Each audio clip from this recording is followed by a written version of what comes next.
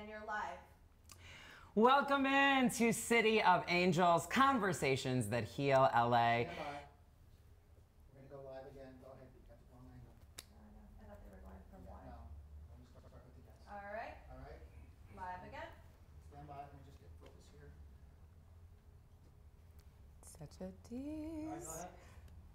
Welcome in to City of Angels, Conversations That Heal LA, a show where we talk all things spirituality, metaphysics, and personal growth. I'm Stefan Lovegrove. And I am Suzanne Quast, and today I'm super excited. We're going to be talking about how to fall madly in love with your body and how to become a sexy ass bitch.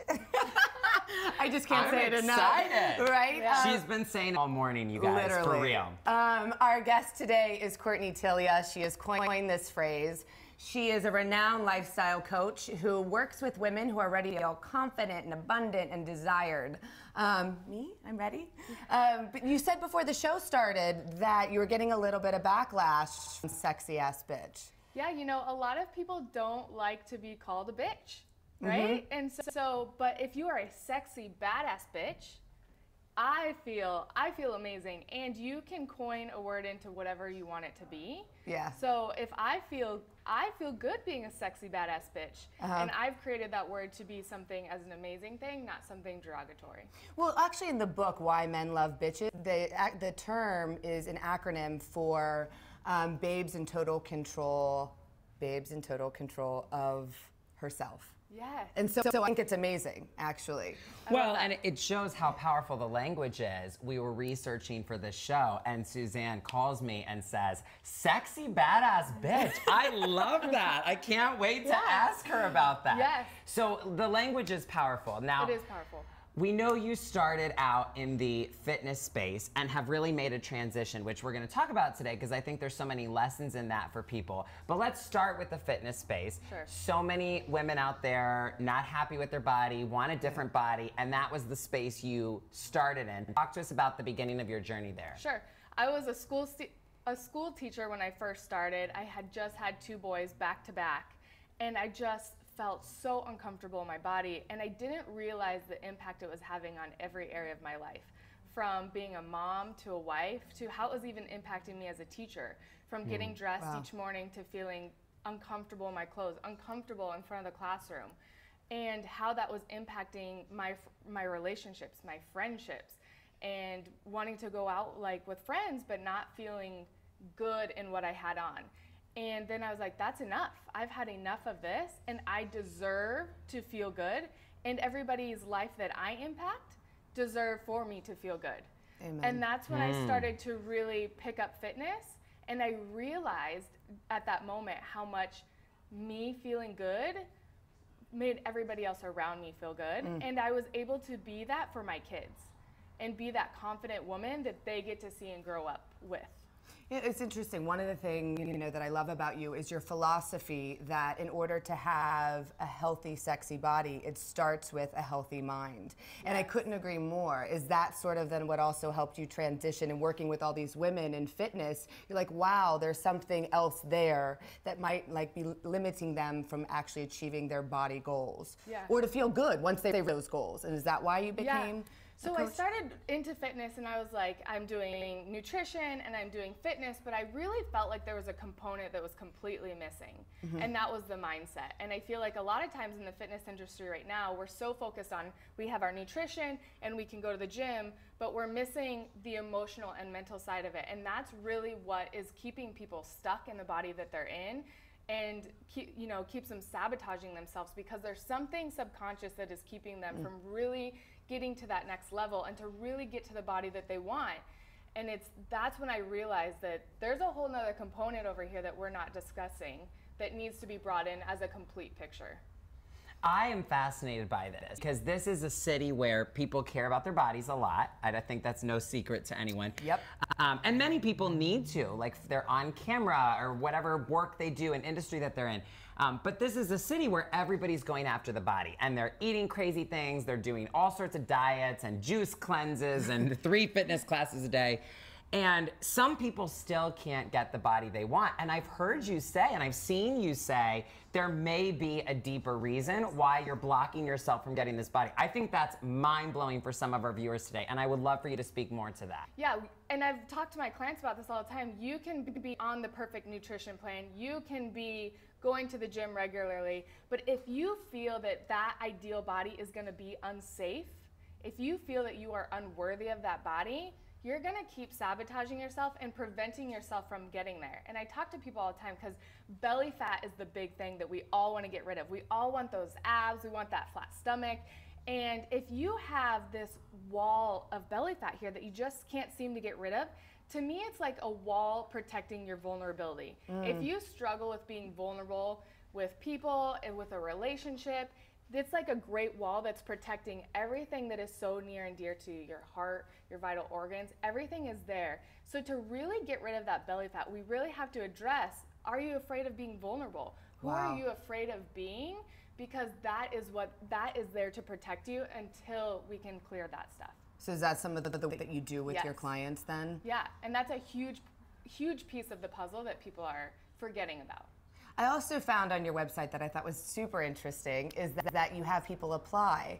And I was like, wow, I've worked out with a lot of trainers, I've worked with life coaches, and they've never had the application process. But I thought it was kind of genius because it's not like this long, drawn out process. It's these questions that get to the meat of what have you been doing, what are your goals, and basically how serious are you? How Right. did that come about?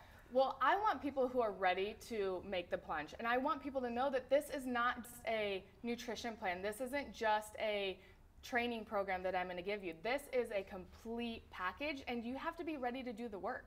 Because it's not just we're going to go to the gym every day and we're going to eat super good. It's that we're going to dive deep into, what is it that's keeping you stuck? Why are you emotionally eating?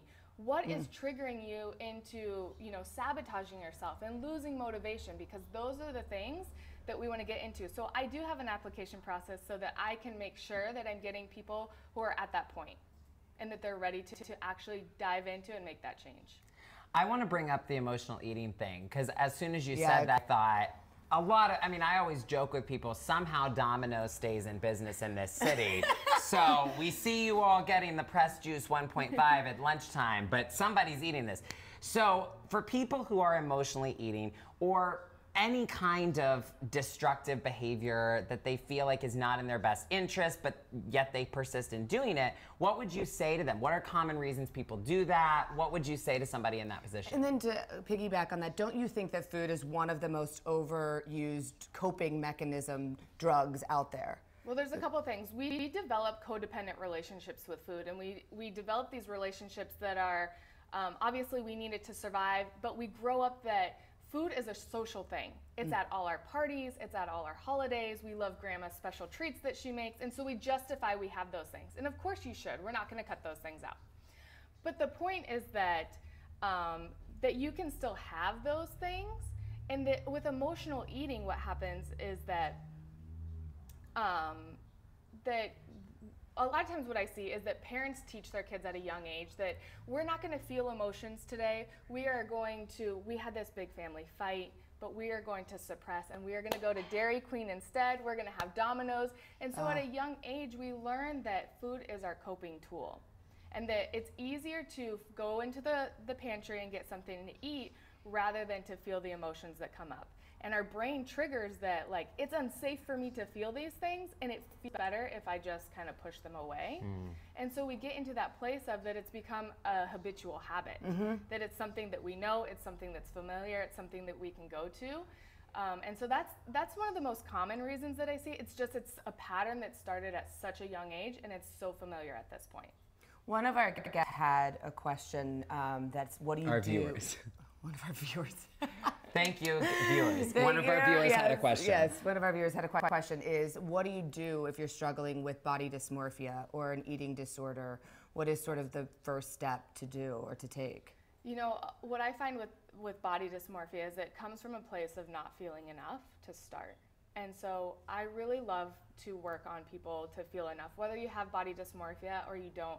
A lot of us struggle with feeling enough and feeling worthy. And that's where I like to target to start, is just like feeling good at where you're at and loving your body at where you're at. And also with body dysmorphia, usually it comes from a place of losing control of other areas of your life. That's so interesting. And so a lot of times, you know, if you've been a child and you have no control over everything else in your environment, what is the one thing you do have control over? Your body and your food. And so it's an area that they feel like they can control. And so looking at what is it that I am like afraid of losing and afraid of getting out of control, and really targeting in on those emotions of it to work on like feeling enough and to like, it's okay for me to relax and to work through these things. Well, and this is why you're a lifestyle coach, because I'm sitting here thinking, this is real, it is a fitness conversation, but Right. it isn't. Like, it's Yeah. also much deeper stuff. Along the lines of that, I want to talk about confidence, because I feel like so many women, especially if they have a family, they're a wife, they're a mother, there's this societal idea of like, you're gonna care about being a sexy badass bitch. Like I can feel some women watching this being like, maybe if I was single and in my 20s, but I'm in my 40s think and that's I a great have point. kids and a marriage and I'm middle aged and this, you know, she's talking to me about being a sexy badass bitch. Like that feels far away from me.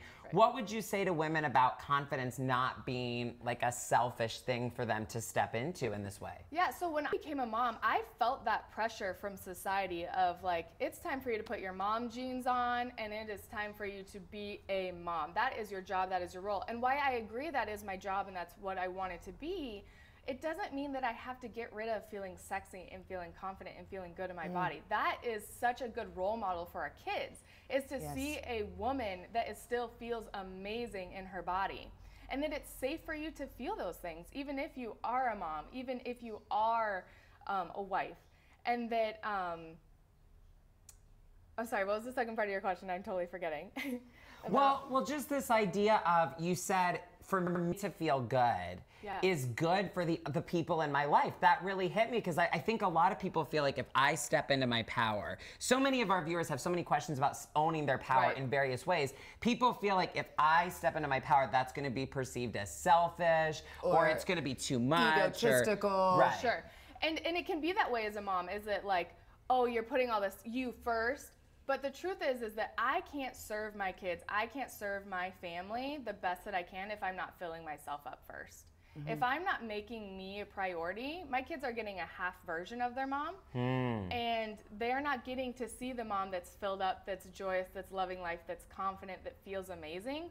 They're getting a mom that's run down, that's putting herself last, that's making sure everybody else is taken care of first before herself.